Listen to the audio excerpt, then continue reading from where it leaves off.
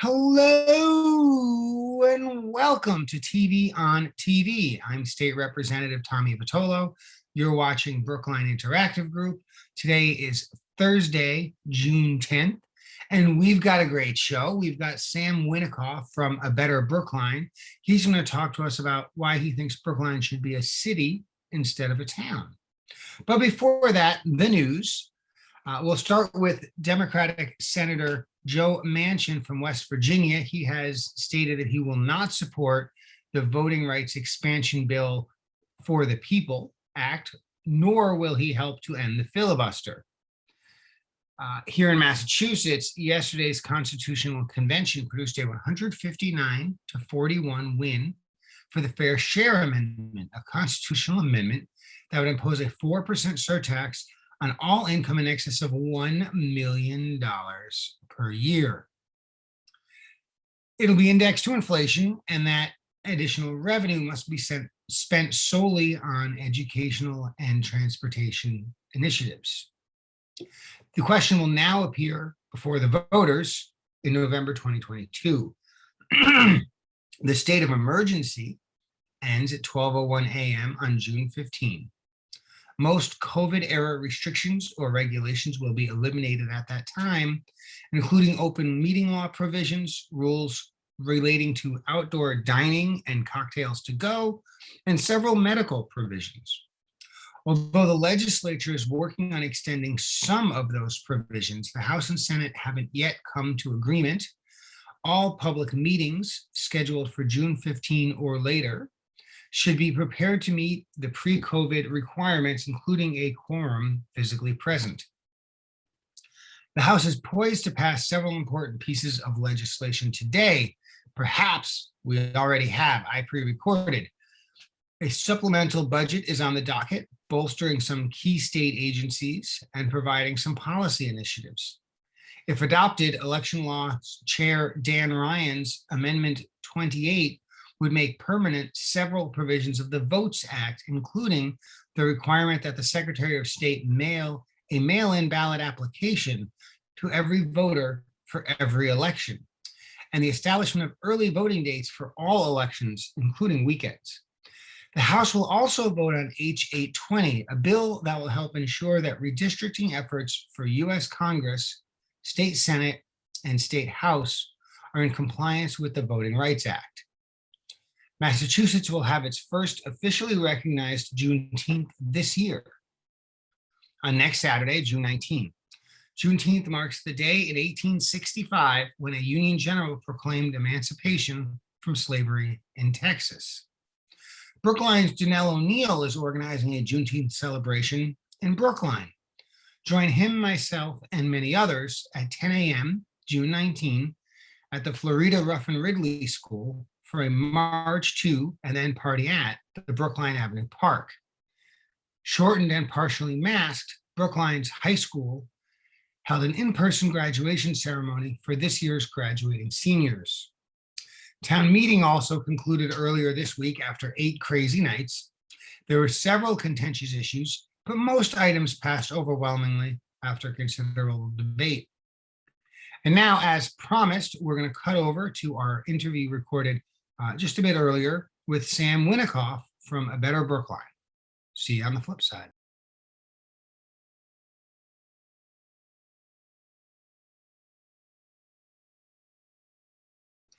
And as promised, we're here today with Sam Winickoff, who is from A Better Brookline. Sam, thanks for being with us today. Yeah, thanks so much for having me on, Tommy.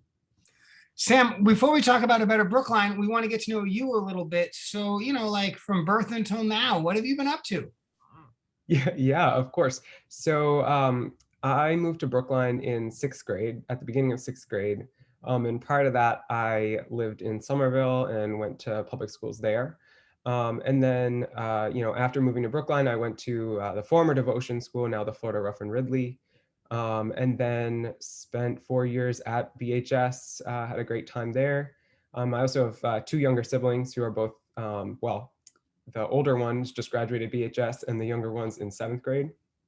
And then post high school, I went to Swarthmore College. That's where I am now. I'm a rising junior. and I'm majoring in economics and minoring in chemistry. And throughout all this time, I've had a pretty long-standing interest in politics, and I've followed town meeting and school committee to the best of my ability over the last few years. And that brings us to today, I guess. Well, congratulations to your middle sister, I guess, the recent high school grad. That's fabulous. I'm sure it was quite a relief to graduate in person. Um, it's been a tough time for university students and for high school students. Tell us a little bit about what is this? I mean, who could be against a better Brookline, right? Tell us who's in a better Brookline and what it's trying to achieve. Yeah, so I guess sort of the overarching message is that we're a community-based grassroots organization, and our goal in the long run is to make Brookline a city. And just to talk a little bit about first who makes up the organization, I think one of the things we're pretty public about is that we're youth-led. So myself and my two co-founders, Ashley Eng and Ronnie England. So Ashley is my year in school, and Ronnie is 2 years younger than us. And so we're the leaders of the organization, and we have a lot of high school age volunteers, which a lot of people talk about. But one thing a lot of people don't know is that our volunteers actually span the age spectrum. So we have people in high school, and then we also have people who are retirees. So that's a little bit about who's in the organization. Yeah, I think that's a pretty good overview. And so the goal, so you're interested in Brookline becoming a city. Tell us, so Brookline's a town, right? Tell us what makes a town, what makes a city, what in Massachusetts government is the difference? Yeah, that's another great question, and it's also something a lot of people don't know. And a lot of people will say, "Oh, but isn't Brookline already a city?" Or not really knowing the difference. And so it's important to know that. I'd say the main differences are, so a town is going to have a town meeting. That's going to be a large representative body. Sometimes it's direct. In our case, it's representative, as 248 members, as I believe. And then we have a 5-member select board, and that's our executive branch.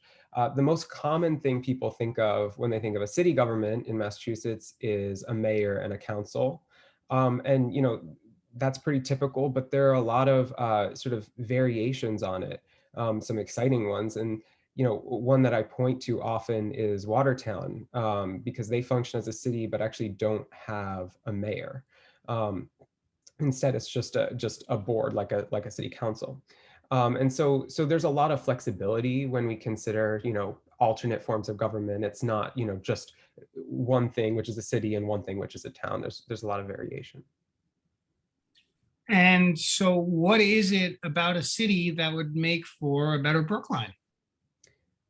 Another fantastic question. So, I think there's a lot of pieces to this. This is really complex. And I also don't want to pretend that becoming a city is a panacea for everything, right? But I think there's a few key areas where being a city could be really helpful for a community of our size. And those fall under what we call our 3 E's as our organizations. That's a city government could be more equitable, more efficient, and more effective for Brookline. And I think, to sort of hone in on some of those areas, efficiency is really easy for people to understand. When you look at the town meeting process, there's a lot of things about the town meeting process that are nice, but no one would claim that it's an efficient way of doing business. It's a lot of people, a lot of decision makers, and it takes a lot of time. To come to agreement. So that's one piece, that's efficiency. And I think having fewer decision makers in a council form, and having a single executive like a mayor, it just allows decisions to get made more quickly. Instead of meeting 2 or 3 times a year, you're meeting on a much more regular basis. So that's one piece. And then I think one area that's less intuitive for people is when you talk about equity or effective government. Right. So, for town meeting members, they're volunteering their time. And one thing that's challenging for people, maybe you're a single parent, maybe you're a student, maybe you work 2 jobs, maybe you're a renter and you're here for, a short period of time. it can be hard to actually spend that time and devote it to town meeting. And so one thing that a city can do is actually provide a way for people to get their voices heard through their representatives without actually participating directly in the government, which can lead to some inequities in those respects. So what stops a constituent from having their voice heard from one of their 15 town meeting members in their neighborhood? What's the barrier? Right. So, sort of counterintuitively, I think it's challenging for people uh, to keep up with who their 15 town meeting members are. If you asked a random Brookline resident pulled off the street to name their 15 representatives in town meeting, I think you'd be hard pressed to find one who could. And even if you could, the vast majority could not. And I think that's further evidenced by the lack of turnout in our local elections. I mean, as you know, since you do your election night special, turnout is, sort of abysmally low in town elections. And so having fewer representatives raises the profile of local elections and allows candidates to run on issues as opposed to voting for, the person who lives down the street, who's your neighbor. You're voting for someone who aligns with your views. And it also can potentially lead to more competitive elections. It's great to have town meeting members who serve for many, many terms. And, I'm really appreciative of their service, but it can also be challenging when, maybe a town meeting election goes uncontested, or maybe there's 6 candidates up for 5 seats. That doesn't make for a very competitive election. I'm going to say if you're one of the 6 up for 5, it certainly feels competitive. I've been in that situation, and I'd observed that there were more competitive, as a percentage, more competitive races in Brookline local election than there was in the state legislature, which I'm not always so upset about. I'm happy to run unopposed. I would welcome competition as well, of course. I'm a little dubious. I'm also a little dubious about the claim that, or the implication, I guess, that low turnout is because we're a town election. Boston city elections also have incredibly low turnout. They're a city, right? In fact, city elections generally also have very low turnout. It turns out that people are really good at voting when the United States president is on the ballot.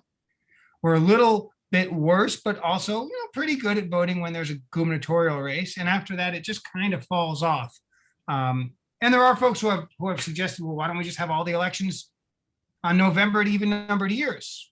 But that doesn't call for a city or a town. That's kind of a different problem. I want to think a little bit about, I want to poke a little bit about equity. On the one hand, it's true, to be a town meeting member is more than zero effort. And in fact, the town meetings themselves have gotten longer recently. And so if you're a town meeting member, right, you've got this 2 nights a week or 3 nights a week for several weeks in a row. And that is hard if you are a single parent or a person who has a job that requires them to travel or any number of other things. But certainly, if it's hard for you to serve as a town meeting member, wouldn't it be even harder for you to serve as a city councilor? It absolutely would in many respects. And I think there's a couple of ways that being a city actually addresses that issue. So the first one is that you have paid positions as opposed to a volunteer government, right? So, currently those hours that people are devoting to town meeting are unpaid, whereas in a city government, legislators are going to be paid, and that's going to be their job. And that's a barrier for a lot of people from a financial aspect. And then I think the second piece really comes back to that third E, effective, and the idea of accountability. And having a smaller representative body means that the people in it are more visible.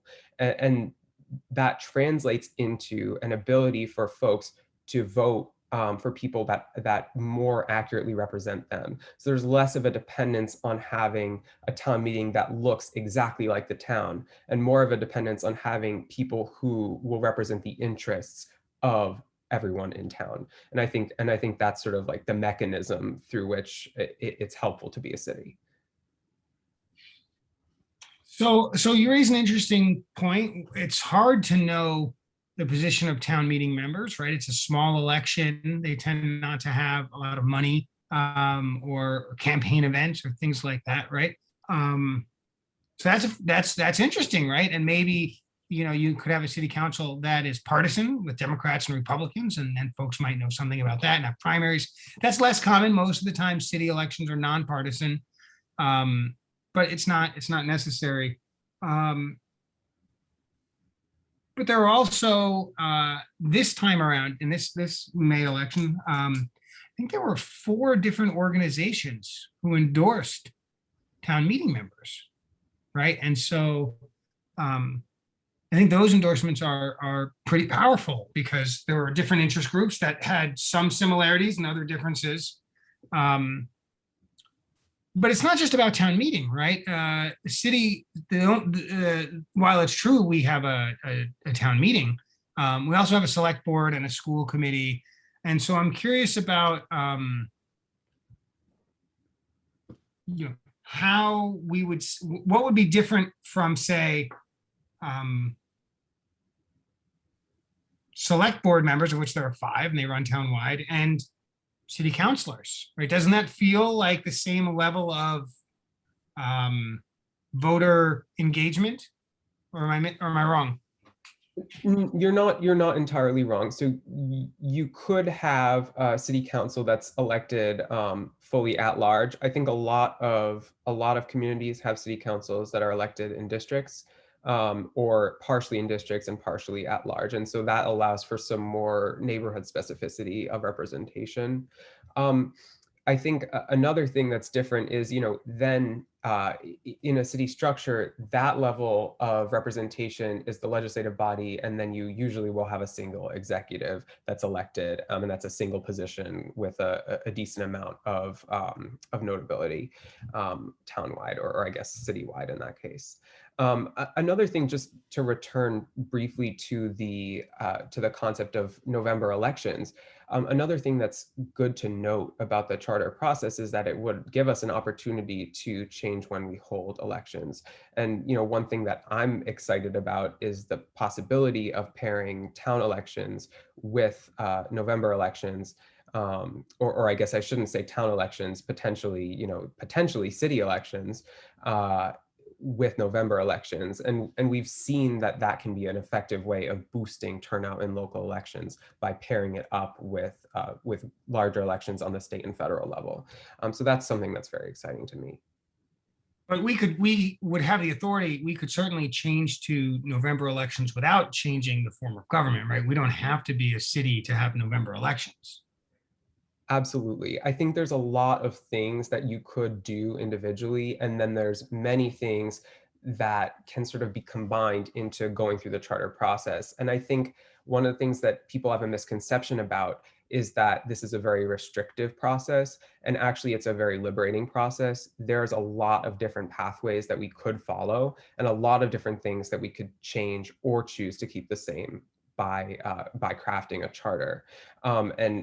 And part of that misconception comes from people sort of reducing the debate down to city versus town. But this is really, I see this as an opportunity to take the things that we love about how Brookline works. There are people who are so passionate about the needs of our community, and people who are devoting their time and energy to better the town.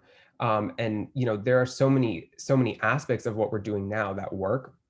And we can incorporate a lot of those things into a charter. It's really an opportunity for creativity and for expression. And ultimately, the charter that gets drafted needs to be approved by Brookline voters in a referendum. And so it's really a process that's dictated in the end by Brookline voters. Well, the Brookline voters, right? The folks who show up, not necessarily all registered voters, and certainly not all members of the town. But that's true for how our democracy works in general. I want to think a little bit about efficiency. I think that you'd be hard pressed to find someone who would argue that town meeting is a um, fast process.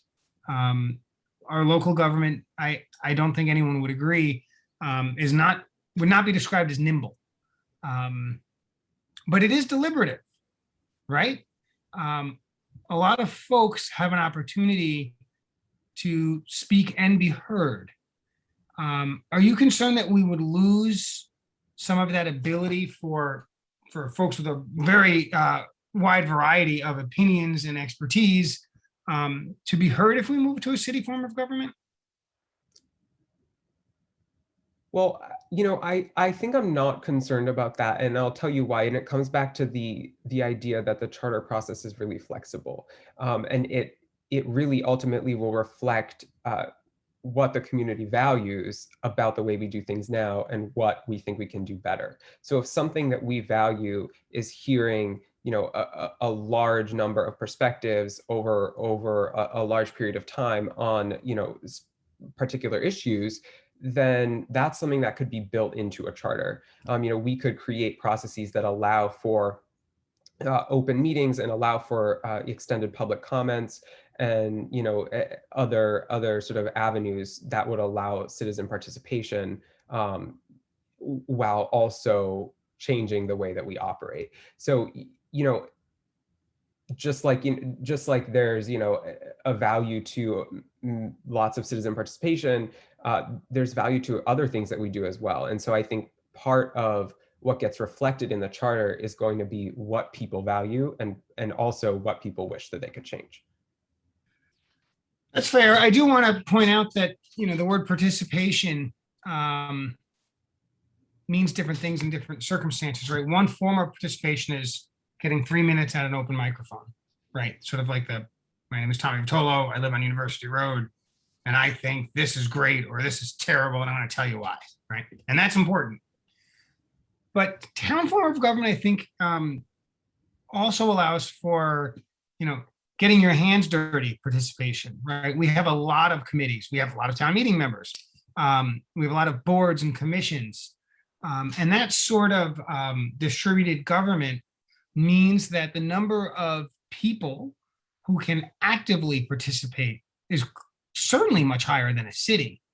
And so the question is, in a community that is as interested in being directly involved as our town clearly is, can you keep that in a city form of government? It's not just speaking at a microphone, it's crafting the policy. I was at a meeting tonight about Boylston Street, where there was a committee of 15 people who had been working for, I don't know how many months, to come up with some proposals, and they were listening to folks who came to their meeting, and they knew ultimately something, if it was going to happen, I have to go before a town meeting. And so there were certainly a lot of cooks in the kitchen, which is not efficient, to say the least. What are some options for city government that can keep folks who want to get their hands dirty, retain their option, their ability to do that, and contribute to the town more than 3 minutes at a microphone at a time? Well, a few things. I think one, it's important to also focus on who is it that can be represented in the current town structure, and who is it that has the time to serve on boards and commissions, and whether that subset of people is actually representative of who lives in town. And I would argue, and I think most people would argue, that it's not. We're grossly underrepresenting people who are renters. We're grossly underrepresenting young people and certain communities of color, as well as people who are low income. And so I think being a city can allow for sort of more equitable distribution of power. But to your point about participation, beyond just writing in modes of participation into a charter, there's a lot of ways to contribute to a community, and to contribute to government that don't involve sitting on a volunteer board or a volunteer commission. And I think you could go and look at our surrounding communities and see how, see how people who are politically interested and politically involved in Cambridge, in Somerville, in Newton, how they're using their time, how they're devoting themselves to the betterment of their communities, because I'm sure that they are doing it and doing it successfully. So it remains sort of an open question, right? Maybe something for folks who are thinking about this to explore a little further, right? Because I will tell you that the people who are actively working on a particular problem that Brookline faces on a board or a committee or a commission, they're going to want to know, well, what am I supposed to do if we become a city? I want to help. How do I do it, right? We can't all be city councilors, I don't think, unless you're thinking a 240-person city council. Should be interesting. Probably the biggest in the state. Can you tell us a little bit? I don't know if folks understand. Even cities with a strong mayor, like Boston, the mayor isn't, in charge of the day-to-day operations of all of the department heads, right? There's always an administrator, right? And Brookline's town administrator is Mel Kleckner, right? Cambridge has a city administrator of some kind. Boston is a city administrator. So how does that job differ between city and town? I'm going to be totally honest with you and say that I don't know for sure all the ins and outs of how that specific position would function in a town versus in a city. My guess is that, as you said, there's always a role for that person, right? And so just in the way that we have that position now, we'd likely need something similar if we were a city. But beyond that, it's sort of outside of my wheelhouse. Yeah, and I don't know the answer either. But I sort of wonder, right? Select Board Chair Heather Hamilton, I know, talks with the town administrator daily, but it's the town administrator who makes the trains run on time, so to speak. And so I wonder if that would be different. And maybe it matters if you have a strong mayor or a weak mayor or a Watertown no mayor circumstance. I don't know either. These are all sort of really interesting questions. How do you look, the best form of government is a benevolent and wise dictator, right? Turns out though that very few dictators are both benevolent and wise. I think it's easy for all of us to imagine a efficient government with a mayor who does all the things that we want that person to do. But how do we think about what happens if someone who doesn't represent our values now has this efficient government to operate? How do we deal with that? Well, I mean, ultimately, all elected officials are going to be responsible to the voters. And so one of the great things about a town government or a city government is that if someone who gets elected is doing things that the people don't like, they'll be voted out in the next election. And that's true of a city just as it is of a town. And in fact, potentially more so if you're able to couple elections and get higher turnout, if you're able to run on issues so people know what you actually represent, and if you're able to have a government that's agile and responsive in making decisions when crises come up, like the COVID pandemic, and people are able to judge those decisions as either, as something good that they like or something bad that they don't like. And so ultimately through the democratic process, I believe, a city government is going to be both, efficient and also representative of the community. Do you think that Brookline would have handled the COVID crisis better as a city? I think it's possible. I think there's something to be said for being quick and being responsive when things come at you fast. But I don't want to promise anything. I don't want to promise anything I can't deliver. That it's a hypothetical, but I think there's a shot. Sam, this has been fascinating. A lot of questions, much more back and forth and peppering than we're normally able to do because there's just so much to this. I wish we had time for more. I know that you and I will talk again, and I know that You're out there with A Better Brookline, talking with the community. I also know you've got a website, so tell us your website so folks can go check it out. Absolutely. abetterbrookline.org. There it is. That's easy. You gotta know how to spell Brookline. If you don't, go move to Boston, right? I kid. Listen, Sam, thanks for coming on the show. Folks, you've been watching Brookline Interactive Group. I'm Tommy Vitolo, and thanks so much for joining us today. We'll see you next week.